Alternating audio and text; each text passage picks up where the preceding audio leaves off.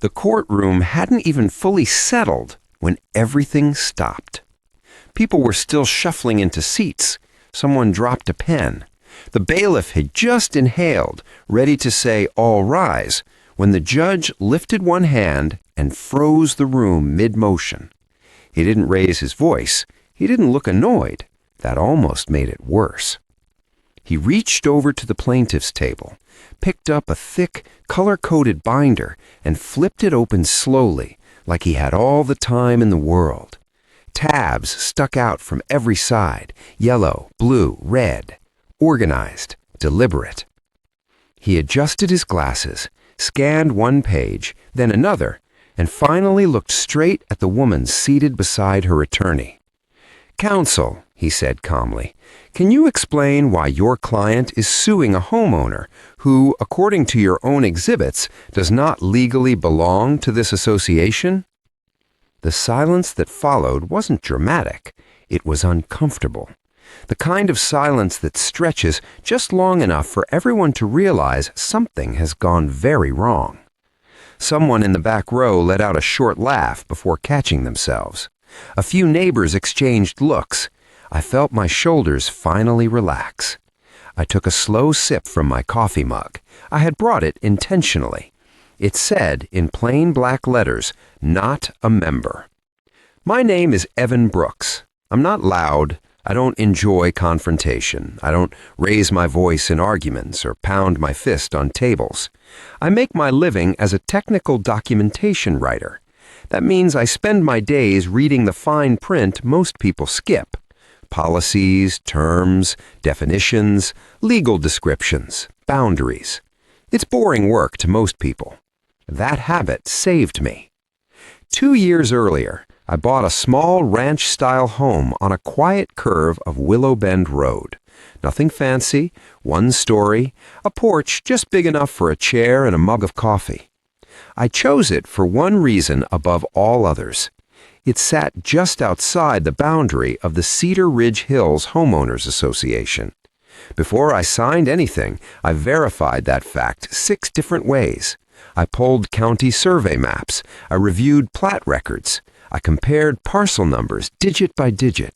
I read the legal description line by line until it felt etched into my brain. I wanted weekends without meetings.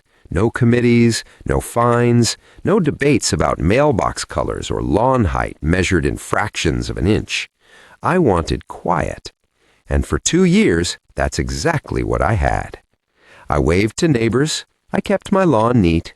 I minded my own business. Then Mara Kent noticed me. Mara was the HOA president, 6 years running. She had perfect posture and a permanent clipboard even at casual events. She wore the same confident smile everywhere, but it disappeared the second someone questioned her authority. Cedar Ridge was her domain. But things were changing. Attendance at HOA meetings was dropping. People stopped showing up. Quorum votes failed. Committees couldn't fill seats. Residents were tired, busy, less afraid. Mara felt it slipping. So instead of accepting it, she decided to grow her power.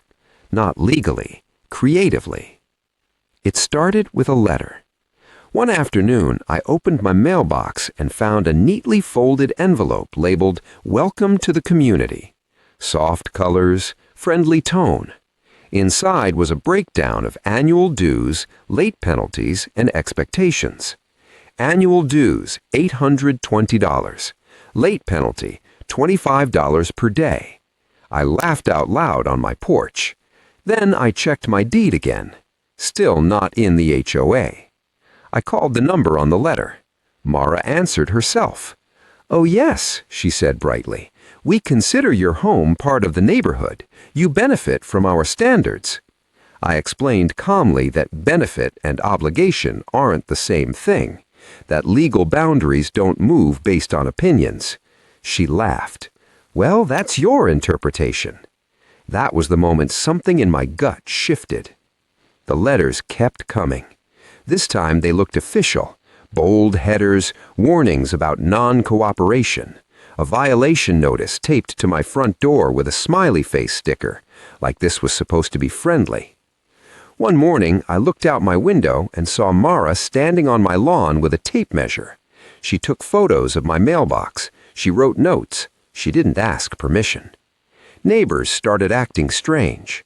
Some avoided eye contact. Others gave me sympathetic looks. Later, I learned Mara had told them I was trying to dodge responsibility and hurting property values. She even hosted a Know Your Obligations workshop at the community pool. I wasn't invited, but my address came up several times. Invoices followed. Special assessments, landscaping contributions, administrative fees. Every single one went unopened into a folder on my desk labeled Evidence. I didn't argue. I didn't respond emotionally. I documented.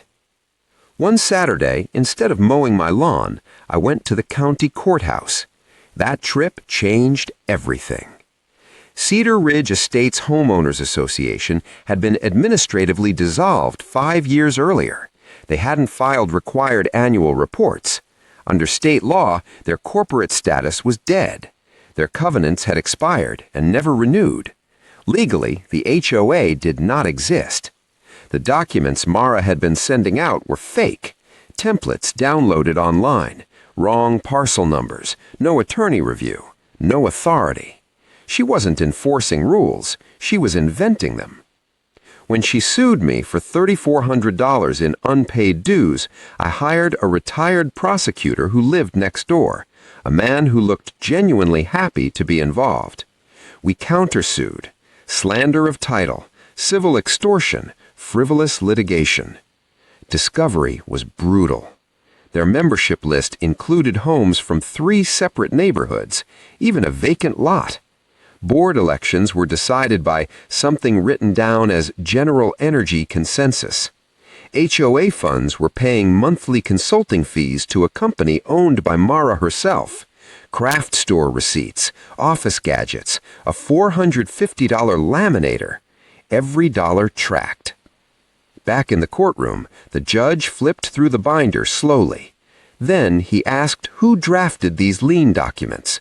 Mara raised her hand proudly. I did. I manage the association. You are not an attorney, the judge said. No, but I'm a leader. That ended it. The lawsuit was dismissed as frivolous. My anti-SLAPP motion was granted. Attorney's fees awarded. Damages assessed. Then the judge referred the entire matter to the Attorney General. Fraud, unlicensed practice of law, filing false instruments. An injunction shut down the HOA immediately. The process server later seized their office. It was Mara's garage.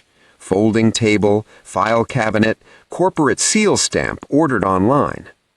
The court ordered public retractions, declared all liens void, made Mara personally liable to repay over $60,000 she had collected. Her attorney withdrew on the spot.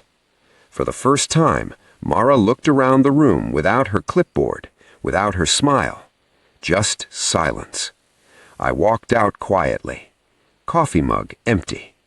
Not loudly, but completely.